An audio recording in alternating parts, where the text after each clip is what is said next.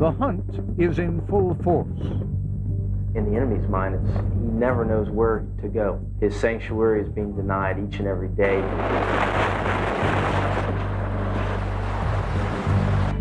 And yet, recruiting? These guys are not going to quit. Influence? And the only way to make them quit is to kill them. And the determination to attack the United States all appear to be undiminished. They're a much more elusive target, much more hidden away without a territorial base. Tonight, the new Al-Qaeda, unintended consequences of the war on terror.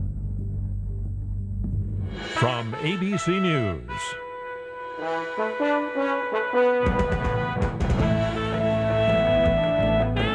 This is Nightline.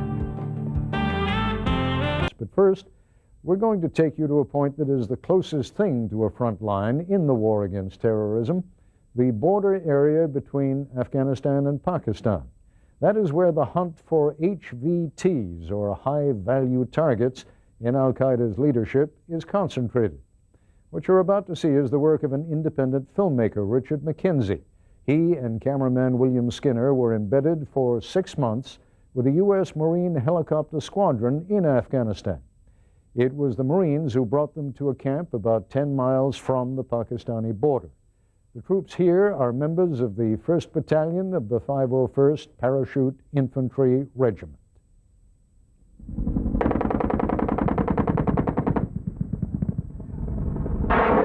At the far reaches of the global war against terror, U.S. troops practice for contact with the enemy. Incoming at Forward Operating Base Salerno. This time, for real. We had a rocket attack. So far, one rocket impacted about 1 kilometer north of our air traffic control tower, which is about a quarter mile west of here. Within minutes, Marine helicopters, Task Force Red Dog, are in the air hunting the enemy. This is one of the deepest outposts of the war, Forward Operating Base Salerno in eastern Afghanistan, 10 miles from the mountainous border with Pakistan, near the city of Khost. We have lightning cloud looking, and we are currently over the fire base, working back to 10 miles away. It is in this region, with its porous borders, that Al-Qaeda fighters and Taliban soldiers have taken refuge. Coalition Commanding Officer, Lieutenant General David Barno. We plan to go in there and stay, and we plan to contest this area and ensure that the terrorists out there realize that the coalition is going to have a long-term presence in this area. Lieutenant Colonel Harry Glenn is the commander of the base at Salerno. This camp has grown from about, I guess, about 300 people to almost 1,000 now. So, the 3rd largest camp in Afghanistan. I think it has a lot of capability with the runway, with the helicopter pads, and then obviously it's a nice area. It gives a lot of reach all along the eastern side of Afghanistan. Delaware 43 The advantage of being so far forward? When intelligence on a high-value target reaches the base, forces react. We very quickly came to the conclusion that there was a major meeting going on and a major individual that had shown up at the objective, the guy that we were looking for, Abbas Khan. But this time, the target escaped.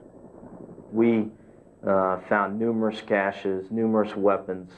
We have currently found at least 4 individuals that we know will be detained for an indefinite period. That's significant for us because in each phase, whether we are actually closing with and destroying them in close combat, or whether we are actually capturing them and detaining them for long term, in my mind, that is success. And I think what you look at in the enemy's mind is he never knows where to go. His sanctuary is being denied each and every day, and my assessment in the Count's Bowl here is that it dries up a little bit each day with every operation. War is dangerous, and part of the mission at Salerno is to receive battle casualties. We got a call that there was troops in contact, and what that means is basically we've got to get airborne within 30 minutes. And we talked to some people in this in a little village, and they're like, we never see anybody. If they move through, it's at night, and then 200 meters from the house, we got hit. It was just a single, crisp, clear shot. Just, I mean, you could hear the crack. I started hearing pings off the truck in front of me. Then they started hitting my truck. Seeing the windshield just shattering. Then I was like, this is no drill. I better get the hell out of here.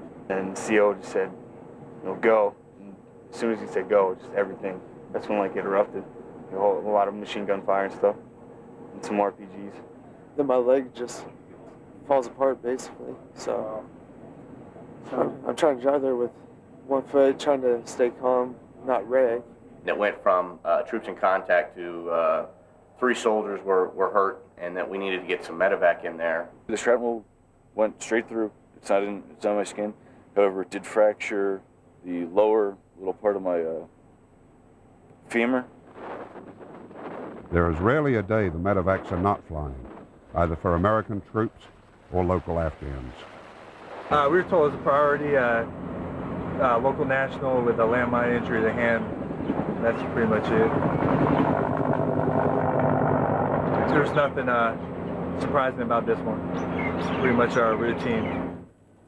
It's the routine of fighting the enemy that engages the pilots. The first motion when you get out, especially on a troops in contact, is it's probably bad, but you want payback. We want to find these guys because our philosophy is if these guys are not going to quit, and the only way to make them quit is to kill them.